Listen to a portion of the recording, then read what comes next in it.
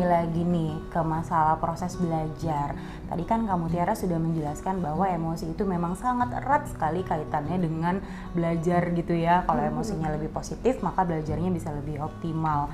Nah tapi nih Kak, kalau misalnya kita sedang merasakan emosi yang membuat kita nggak nyaman atau lagi berada dalam kondisi yang kurang kondusif atau lagi stres baik pikiran, itu gimana sih caranya kita bisa mengelola diri dan mengelola emosi agar proses belajar kita tuh tetap optimal? Nah, ada 5 hal sebenarnya yang kita bisa lakukan untuk berusaha kayak menenangkan diri gitu ya, sebelum kita belajar. Nah, yang pertama adalah tadi kan sebelumnya kita sempat bahas soal gimana caranya mengidentifikasi emosi ya gitu. Nah, dengan mengidentifikasi itu pertama kita akan belajar untuk mengenali emosi kita apa dan kemudian juga mulai mengenali sumber stresnya tuh apa sih gitu. Kenapa sih saya stres? Oh misalnya besok banyak ujian, oh misalnya lagi orang tua di rumah lagi beranteman terus sehingga saya stres. Dengan satu mengenali perasaan negatif dan sumber emosinya itu penting banget. Nah lalu yang kedua adalah kita belajar untuk menerima emosi tersebut gitu, dengan tidak memberikan judgement terhadap emosi. Karena seringkali kan kita kalau misalnya ngerasa kayak nggak nyaman atau kayak ngerasa cemas, kita suka udahlah nggak usah dipikirin, udah deh nggak usah dirasa-rasain ya. Kita cenderung menekan atau berusaha menghilangkan perasaan tersebut. Padahal semakin kita berusaha hilangin, dia malah semakin muncul tuh dan butuh energi sebenarnya untuk kayak mendem emosi gitu ya gitu.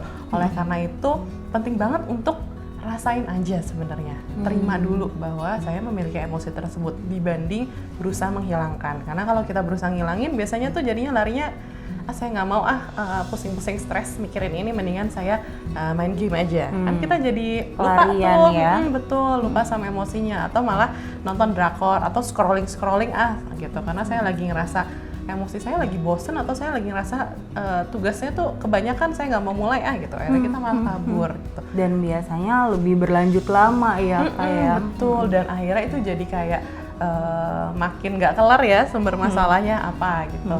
Nah kemudian yang ketiga juga adalah bagus banget kalau kita bisa meluangkan waktu rutin untuk olahraga gitu. Karena dengan olahraga itu kita jadi buat badan kita aktif, terus juga memang jadi lebih segar, dan hormon yang bikin kita terlalu stres akan otomatis akan kayak terbantu lah ya untuk lebih terkendali lah ketika kita melakukan olahraga yang rutin. Nah lalu yang keempat adalah kita juga bisa membuat goal-goal yang realistis dan kecil gitu. Kenapa harus yang kecil dan realistis? Karena kalau misalnya kita buat goal yang terlalu general dan terlalu panjang dan terlalu besar gitu ya, nanti amigdala kita akan kerasa, aduh kayaknya saya nggak sanggup deh lakuin ini. Kayaknya saya nggak bisa deh dapat 100 dalam 5 pelajaran. Gitu. Akhirnya kita nyerah duluan sebelum kita mulai. Jadi lebih bagus kalau kita bikin goal yang kecil. Kayak misalnya hari ini saya akan belajar 30 menit, lalu istirahat 5 menit, lalu saya akan belajar 30 menit lagi. Itu adalah kecil, realistis, dan kita ngerasa kayaknya saya bisa deh ngadepin ini. Gitu. Lebih dan mudah kita, dicapai ya. Betul, lebih mudah dicapai dan kita akan jadi lebih mau untuk nyelesainnya. Gitu. Dan yang terakhir kita bisa juga mencoba menenangkan diri dengan berbagai cara yang nanti akan kita diskusin lagi setelah ini. Oh baik nih, terima kasih banyak informasinya nih kamu Tiara, ini sangat jelas banget nih, mudah-mudahan ya teman-teman ya. Jadi bukan hanya kita bisa mengenali doang emosi kita, tapi juga sahabat kancil perlu untuk menerima bahwa oh saya memang sedang merasakan emosi ini. Kalau ibaratnya tuh it's okay not to be okay gitu ya Kak ya. Dan selain kita juga bisa mengenal dan menerima emosi kita, ternyata ada lagi hal-hal lain yang bisa dilakukan seperti tadi olahraga, terus juga kita bisa membagi goal-goal ke yang lebih mudah untuk dicapai, dan juga kita melatih kemampuan untuk menenangkan diri sebelum belajar.